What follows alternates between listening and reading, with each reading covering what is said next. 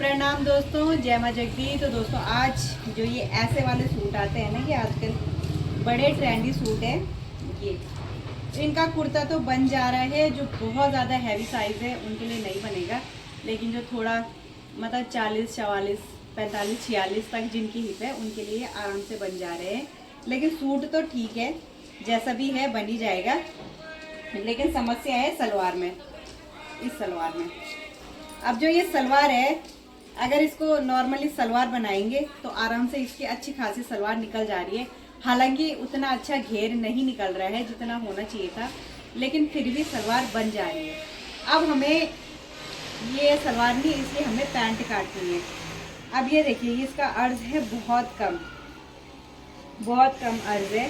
और हमारी जो नॉर्मल थाई होती है वो कम से कम 36 से 28 या फिर 30 इंच तक होती है।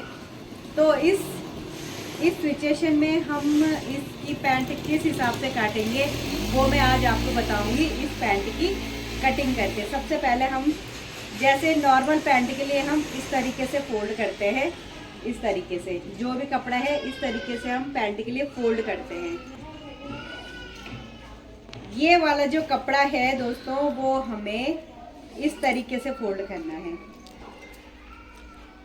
इस तरीके से।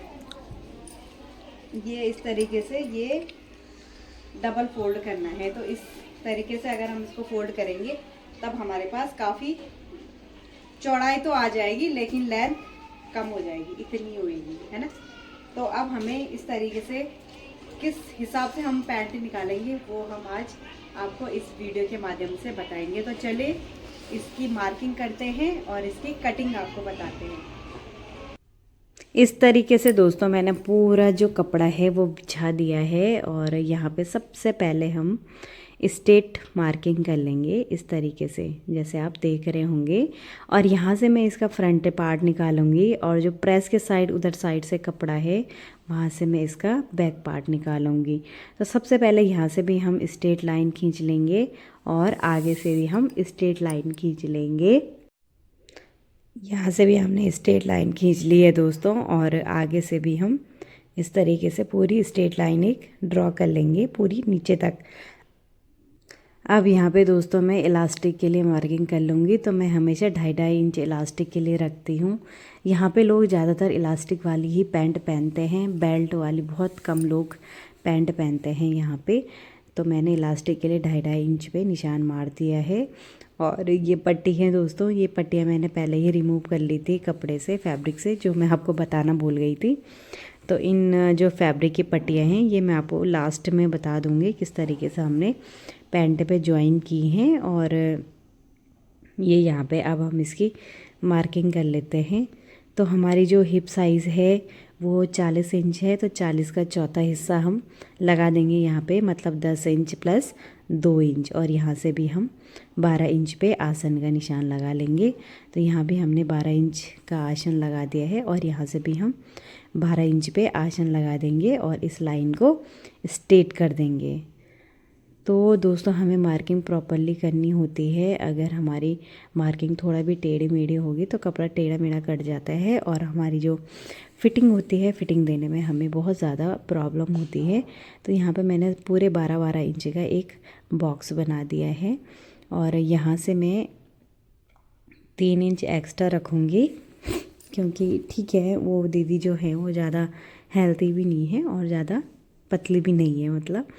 और यहाँ से अब मैं लंबाई का निशान लगा दूँगी दोस्तों। तो लंबाई हमारी इस पे 36 इंच है, और इसमें मैं सिर्फ 1 इंच प्लस करूँगी, क्योंकि ऑलरेडी हमारे पास पट्टियाँ पड़ी हुई हैं। बस 1 इंच हमें दबाव के लिए चाहिए, ज़्यादा कपड़े की हमें ज़रूरत नहीं है। इस लाइन को भी स्ट्रेट कर दूँगी। अब हमने ऊपर पे दोस्तों 12 प्लस 3 इंच रखा था, तो यहाँ पे 15 इंच हमारा आ जा रहा है। तो यहाँ पे 15 इंच का हाफ 7.5 इंच पे हम एक सेंटर मार्किंग कर लेंगे। और मोरी हमारी 14 इंच है, तो 14 इंच के हिसाब से मतलब 3.5 हम नहीं रखेंगे, हम 4 इंच इधर से रखेंगे, 4 इंच उधर से रखेंगे। आधा इंच हमारा दबाव में चले जाएगा।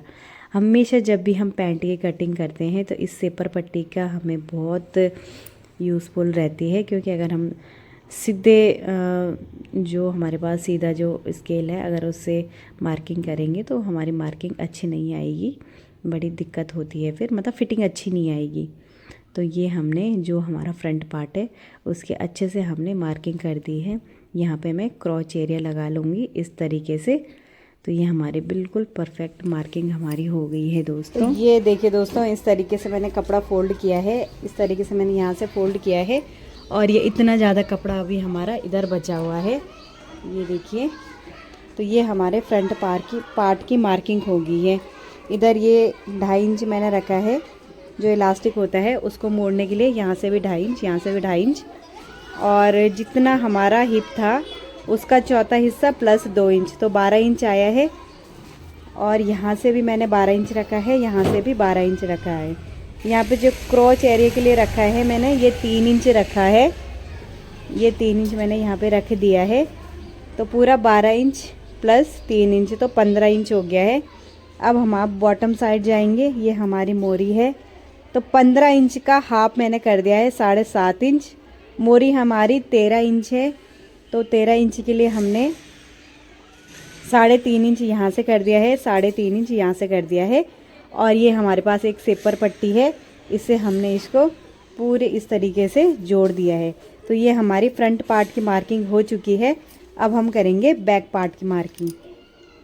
दोस्तों, हमने जो बैक पार्ट काटा है वो यहाँ से भी 2 इंच रखा है, यहाँ से भी 2 इंच रखा है, यहाँ से भी हमने 2 इंच रखा है, और बॉटम साइड से भी 2 इंच रखा है। इस साइड हम कुछ भी बढ़ा के नहीं रखेंगे, इस साइड एज इट इज़ जैसी कटिंग हो रखी है वैसी हमने कटिंग करनी है। बाकी इस तरीके से मैंने पैंट की कंप्लीट मार्किंग कर ली है। बाकी अब हम इसकी कटिंग कर लेते हैं।